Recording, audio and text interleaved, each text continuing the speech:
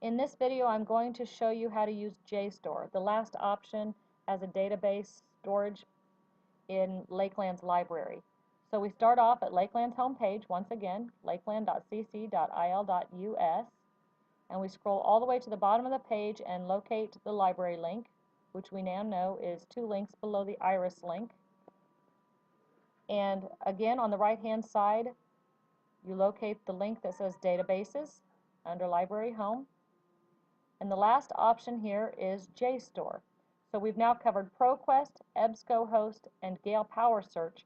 This last one is JSTOR. These are journal archives, so all of the articles on this website are scholarly journals. I click on the link underneath the search engine that says Advanced Search, and now I type in my options. And it remembered mine, so I don't have to type them in. Child or adolescent or youth. And again, I have options of how I want to search. I want to keep it at full text. I want it to search everything it can for those terms. But I could search for the author specifically, the title of the document, the abstract, just the information in the abstract, or maybe a caption. And I also want to search for human trafficking or slavery, and I want to search full text. And I want to add a field because remember, I also wanted to include United States or America. It defaults to including only content that I can access, and that's important. We only want to see the stuff that we can actually get. So only the content I can access, and we do want to include links to external content as long as we can access it. And I'm going to scroll down a little bit. It says that we can even narrow our search or limit our search even more according to the type of document or source that we're looking at, although that's really not necessary with this site. And we can include a date range, which we need to do because, as you know by now, we need to search from within the last 5 years. We can search by just the year, we can search by year and month, or we can search by year, month, and day. I'm just going to type in the year, 2009 to 2014. I'm going to limit the language to just English because that makes sense. If I knew the publication title of the source I was looking for, then I could type that in here, or if I knew the book number, I could type the ISBN number there, but I don't. I could also narrow it according to specific discipline or subject or publication title, but I don't want to do that because I don't know, and I'll accept any of them. And now I click on Search. In this search, you can see that I have over 2,000 results for my topic.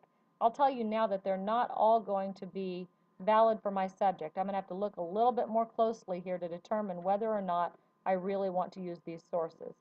And you see that this top one has this icon next to the article. That means that they don't house this particular source. It is a link to an external site. Those are not always actually accessible, even though they say they are, but oftentimes they are. But you can see already, my first one, it says public opinion in Russia on the politics of human trafficking. Probably not going to fit my topic because it's talking about human trafficking in Russia, or at least the public opinion in Russia, and I wanted to focus mine on United States. The next title, we have Crip Walk, Villain Dance, Pueblo Stroll, the embodiment of writing in African American gang dance. That doesn't really sound all that relevant to me either. However, I do have access to a preview if I wanted to click here and see. It just doesn't look like it has a whole lot about human trafficking, does it? We see United States and we see youth, but nothing about human trafficking. So that source probably is not going to be what I'm looking for. Here we have From Bush to Obama, Rethinking Sex and Religion in the United States Initiative to Combat Human Trafficking. Again, we have the ability to preview this one to see a little bit of an abstract or something. So we look here, and although I don't see a lot about children, I do see quite a bit about human trafficking in the United States. So far, this is our best option. And so on and so forth. We look through all of these and we can see we can use the different tools to figure out whether or not these are sources we'd like to pursue or to open. This one does have the ability to open it as a PDF file, and it does have an article summary. So if I want to see more about it, I can click on the article summary, and it gives me the abstract right here. Let's say I read through this abstract and determine, yes, this looks like a source that I want to access. Then I can go back up to the tools at the top, and I can view this as a PDF. I can view just the citation, which will be something that we'll want to view eventually. I can email this citation to myself. I can save the citation or export it, and I can track the citation. What I want to do here is I want to view it as a PDF file first. And you can see it will open it up. Now it might ask you first to agree to the terms that they require, meaning that you're not going to try to use this source for commercial gain. Because we have access to this only through our educational privileges, you're going to be using it for a research paper. So it's okay to go ahead and click on yes, I agree to your terms. And then you'll have access to this source. And you can see that it's a PDF file. And if I go down toward the bottom, I have, as always in Google Chrome, access to save or to print this document. Be very careful not to print documents that are super long. Make sure that you only print the pages that you want, or just save it and don't print it. I'm going to X out of this PDF file. I'm also going to show you that you can view the citation here.